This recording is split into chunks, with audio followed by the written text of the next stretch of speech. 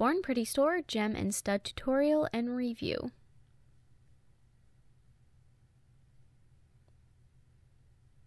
So here is the envelope that the products were sent to me in, and it's just a regular bubble envelope. And then here are the 4 items I will be reviewing.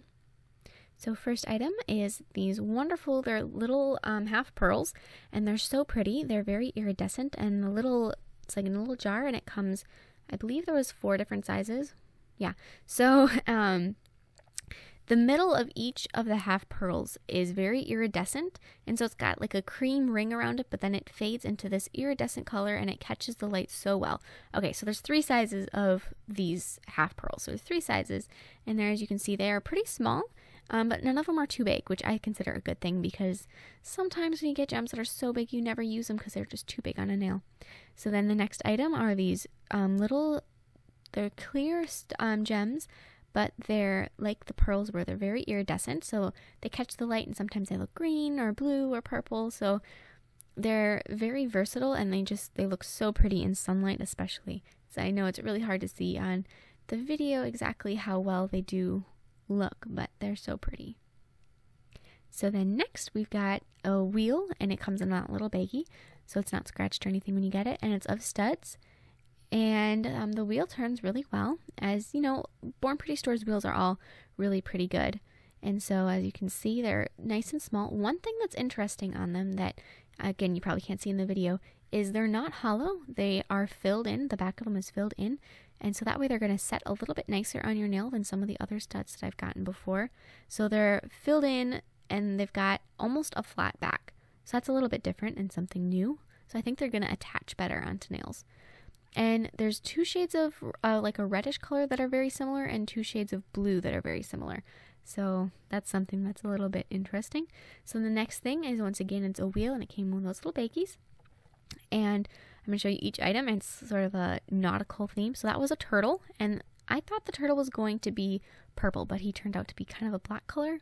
Next thing is a gold mermaid, and you get 2 of the mermaids, and you get 2 of the anchors, and the anchors are a different shade of gold than the rest of the items, which is a little weird and kind of disappointing because they won't go together as well. And then a seahorse.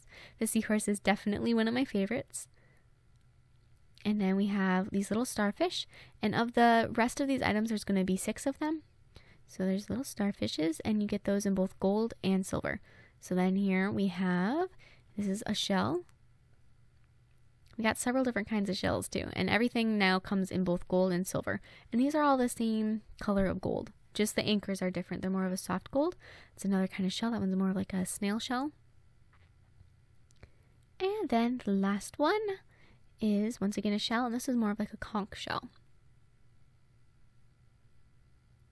So these are really adorable, and I'll probably be using those in the future, so you'll get to see them in action.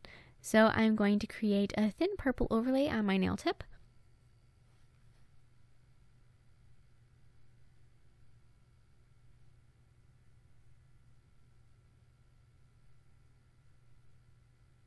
And this color purple I'm using has a little bit of a shimmer to it, and it's really pretty. So it doesn't look so flat like sometimes colors do of acrylic. So then I'm going to be filing and smoothing that. I want to make sure that it's very thin because we're going to be adding some gems and doing encase some stuff in there. So it's going to end up quite a bit thicker than it is right now. So you want to make sure it's really thin now so it doesn't get too thick later on.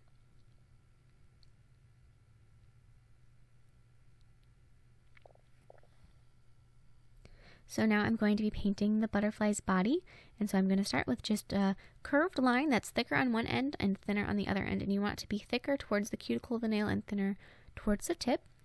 And so just paint this little swooping line going down, and then add 2 similar lines up above for the butterfly's antenna. So now I'm going to just paint on some nail glue, and this is going to dry as I'm going, so I'll have to apply more. And then I'm going to start placing gems that are going to then form the shape of a butterfly wing. So I'm going to, I pre-planned out what gems I'm going to place where, because if you didn't do that, then all of a sudden it's not going to look like a butterfly wing anymore. And so you want to like set them out and arrange them so you know exactly where you're placing each one. And that's going to help you out quite a bit when you get to actually applying them. So now I'm going to start working on the lower wing since the upper one is finished. And one thing that will help you when you're figuring out where your wings are going to be is you're going to want to use the biggest gem or stud or pearl, I guess, in the center towards the body, and then make them smaller and smaller as they go out. And then I'm going to add one little gem on the tip of each of the antenna. So now I'm going to be encasing all of this with clear acrylic, and as I'm doing this, if I were to actually completely cover up each of those gems and the pearls, it would get very, very thick. So I'm not going to. I'm going to actually let some of them still poke through, I guess, the surface of the clear acrylic.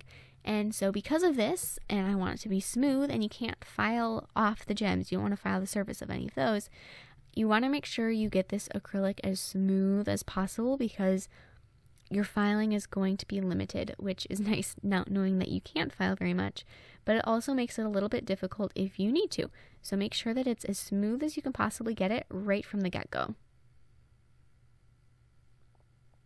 So now, as I mentioned, very super carefully file the tip, and don't file any of the exposed gems, because then they're going to lose a lot of their sparkle and they're going to end up looking kind of raggedy, I guess.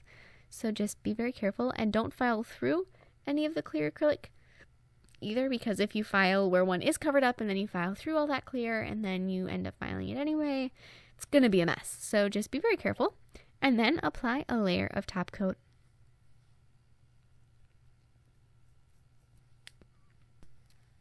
Thank you so much for watching. I hope you like my design. Please share any recreations with me on Facebook, Twitter, and Instagram. And also don't hesitate to comment with any questions. I'm here to help. And I will see you in my next video. Bye!